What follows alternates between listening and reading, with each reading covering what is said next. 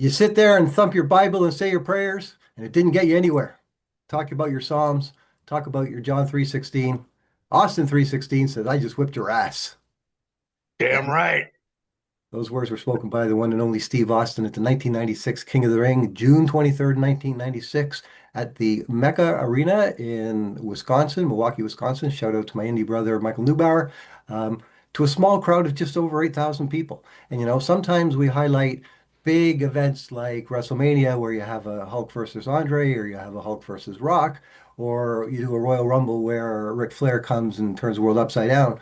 What we have here is we have a guy giving a promo that absolutely changed the wrestling business forever, and in fact, pretty much started the Attitude Era right there. So I'll give it to you. Let's talk about what the ticket was for the King of the Ring in 1996.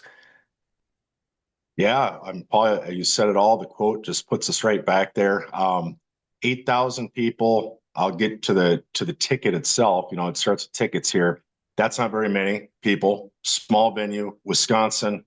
At the time, people weren't collecting them. We've been through all this every episode pretty Mid much. 90s, But yeah. in the PSA pop, there's 8 total tickets. I think 5 of them are signed. So that's it. I mean, so 8 exist in the PSA pop report. So again, in the grand scheme of things, tickets versus cards versus whatever, very rare. But I guess that's what I have for technical data on the ticket itself. Um, what else do you have for me? I mean, there's Well, nothing bigger than this thing, yeah, except for it's interesting to me because, like just a few weeks or months, very, very shortly before then is where Hall and Nash jumped ship and went over to WCW.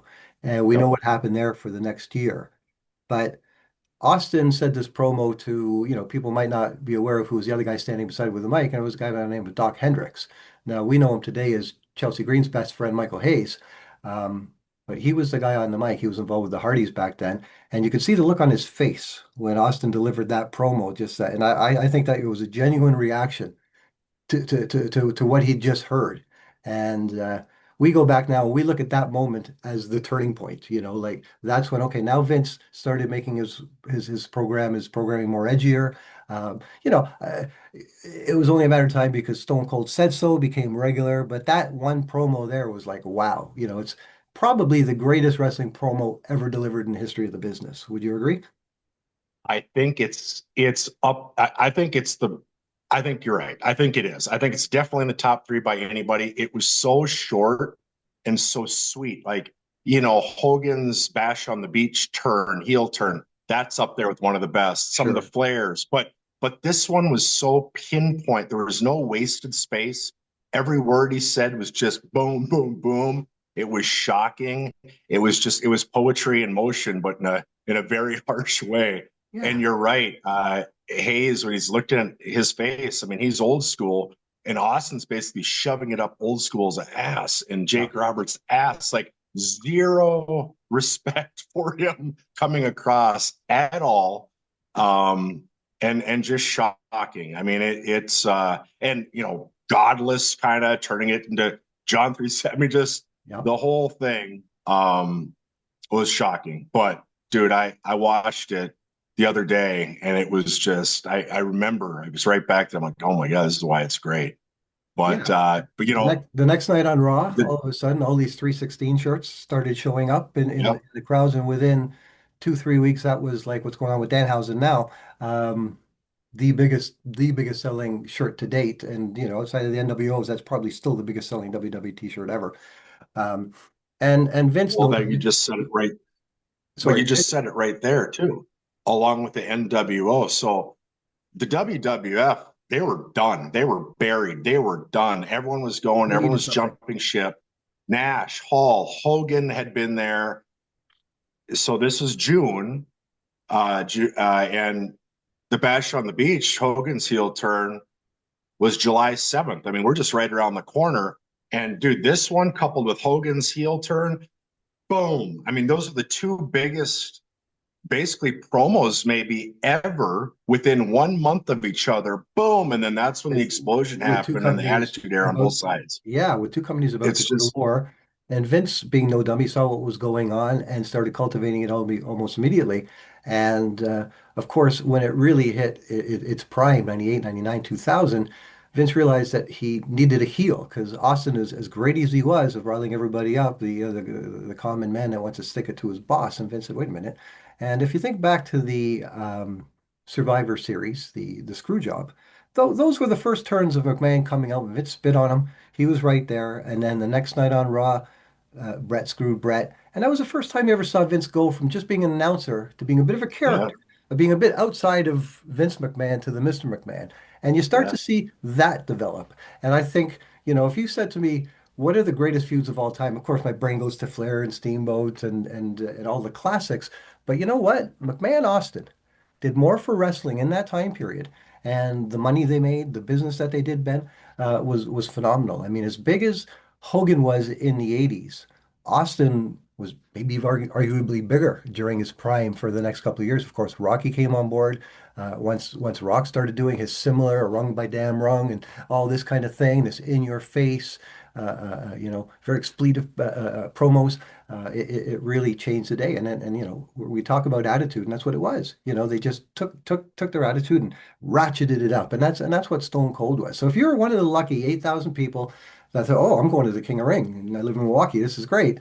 You didn't know what you were going to get. And you might have been there getting the Coke at the concession stand, or you might have missed it, or you might not have realized when Austin said those words what had happened.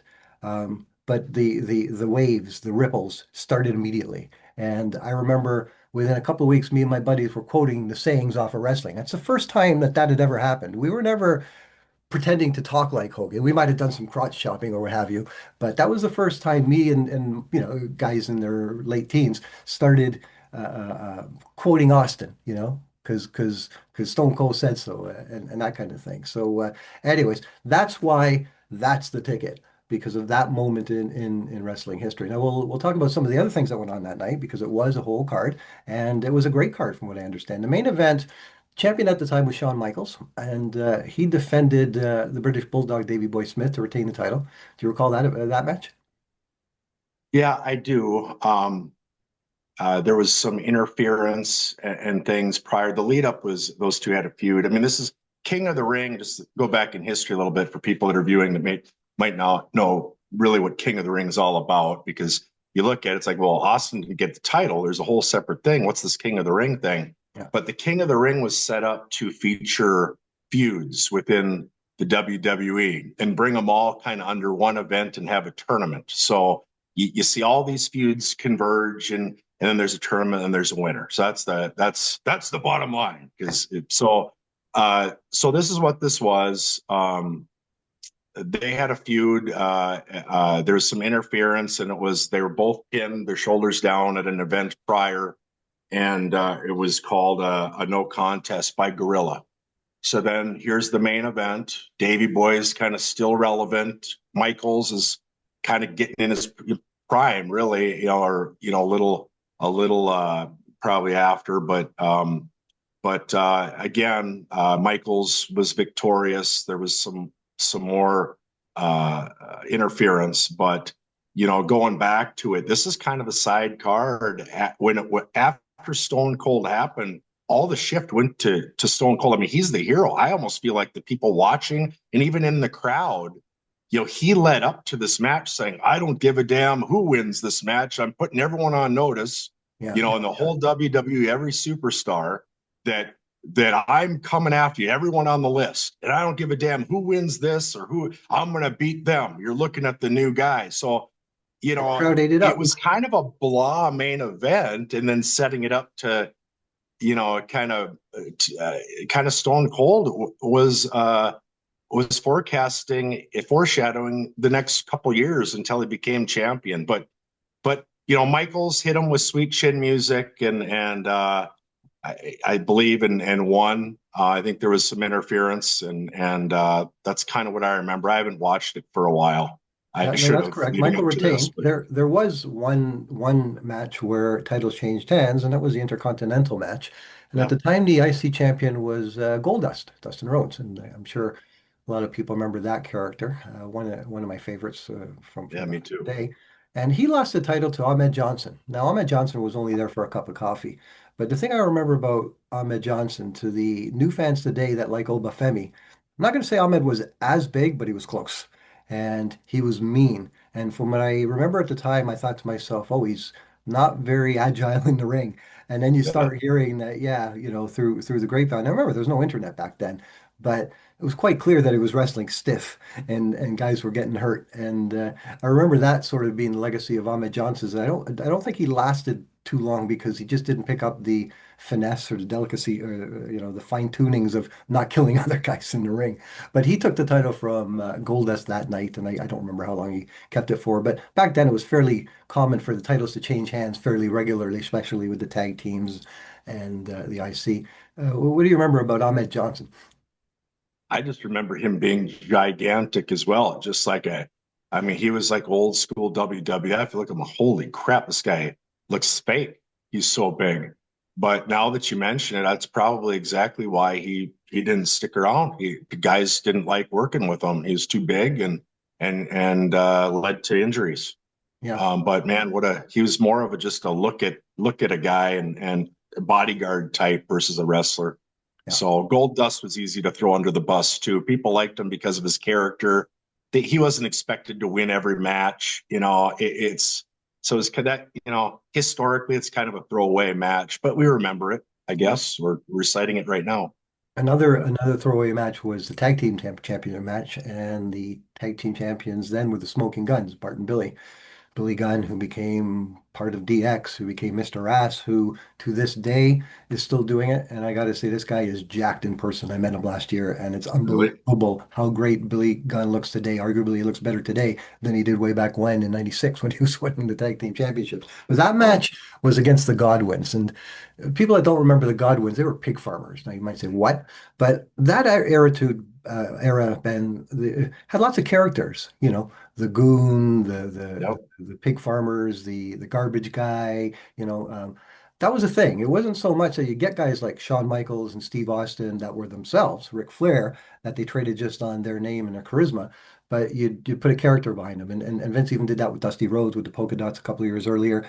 They try and make more of them. So that was a pretty predictable finish, I think, the Guns versus the Godwins. What do you think about that era of characters and cartoony Well, I think that's what led in a lot of ways to shift? the Attitude Era. I mean, a lot of those guys, the pig farmers. I mean, this match in Austin was the birth of the Attitude Era, but it was the exodus of many of these other characters, like you're talking about. The body. What's his name that died? That was actually in the Royal Rumble here, or the this event too. The tag team, the two. With the woman that's in prison. What's her name? Oh yeah, Body Donna's Sunny. right. So yeah. Sonny Yeah, yeah. and Skip. So those sort of, and Doink the Clown, and Yes. this is Yes. kind of the exodus of a lot of these characters. I Yeah, mean, in this fact, the was Bonnie Dottas were on that card. they were, That yeah, was Skip, and I think his partner was, I can't remember who it was, but something like that. It rhymed. I can't remember either. I'm right, but the guy who played him was around for a while. He wasn't yeah, some new guy. I don't recall who it was, but they beat the New Rockers, which was Mark, Kennedy and Cassidy, was it? yep, Yeah, Leif, Leif Cassidy. That's right. yeah, That's right. And they didn't last long. Obviously, Michaels was world champion at that point. yeah. Um, and there was a match with Jerry the King Lawler versus the Ultimate Warrior. That seems like a bit of an odd pairing. So odd, but this is kind of cool because there's some real life stuff here. So that was kind of they didn't know what the hell to do with the Warrior. The Warrior was still erratic and all about himself. He did a comic book. I mean, this feud they did it over a comic book. Uh, from what I remember, Jerry the King made fun of the Warrior for not really tuned into wrestling and off doing comic books. And he said something like, "I could have done a better cover, drew a better Yeah, cover than that comic because book." And Jerry, of if course, people don't Jerry know, the was a King is an fantastic artist. artist. Yeah. Yeah. So it's just kind of funny all the backstories now that you look back on it. And of course, the Warrior no sold Lawler's pile driver and got up and did his splash, and it was over. But that was kind of an interesting match. Yeah, so that was it. It was the fourth King of the Ring, 1996 in Milwaukee.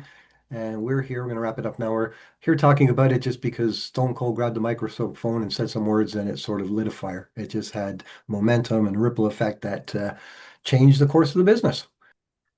So, anything else, Ben? Well, what I can say is I can't understate what this meant to me because, I'm a Hogan guy. And as a kid, life changing, the whole be a real American, all this stuff. But I'll tell you, it's like they inserted the powers to be knew exactly where I was in my life because they inserted Stone Cold Steve Austin and Hollywood Hulk Hogan over on the other side, which ironically they both started at the other places and now they're building the other one up and going to war. But I'll tell you, I went to this Willie Nelson concert with Bob Dylan in probably 98, 99. And most of the people were high, at a lot of them weren't. The other parts were saying after every song, "Oh hell yeah!" So it was cultural. It was in every bar. It was at every concert. It was everywhere. When I was in my prime in college, from in the mid to late '90s, and you know, Stone Cold was he's my favorite. Yeah, I probably Rock, Stone Cold, Hogan are my top three. I love the Undertaker, Andre, the history of all these things, but Stone Cold meant so much in my life and a part of my life that it's pretty unbelievable. And as it relates to wrestling in general, this saved the WWF. And if we relate it to cards, look at where was WWF in cards until Stone Cold came in the United States. Yeah. Now all of a Comic sudden images, they're cards, doing their yeah. own stuff. They're doing comic images. Fleer's now doing it. They're back. I mean, he single-handedly took the WWF back, It was like a and they starter's were they were pistol. done. It was like a starter's pistol, and it was just explosive. And Yeah, that drove to ratings that we never saw since. The highest ratings ever on television were at the height of the Attitude Era. Now, of course, it was the Monday Night War as well. So, when the war was going on, more people were watching wrestling ever, even though there was two shows competing with each other. Um, but and the the Austin greatest heel of 316 all time. phenomena was something. And the greatest, and really, you're like you pointed out earlier, it created the greatest heel of all time in Vince and in Hogan. I mean, the two greatest heels, they say it kind of Yeah. made both of them greater in a Yeah, on weird way. opposite So on opposite sides of the fence. Very just interesting. unbelievable. Yeah. Dude, these are always a blast. Thank you very much. Yeah. Thanks everyone. This is That's the Ticket, Royal Rumble 1996. Austin 316 says I just whipped your ass. Oh, hell yeah.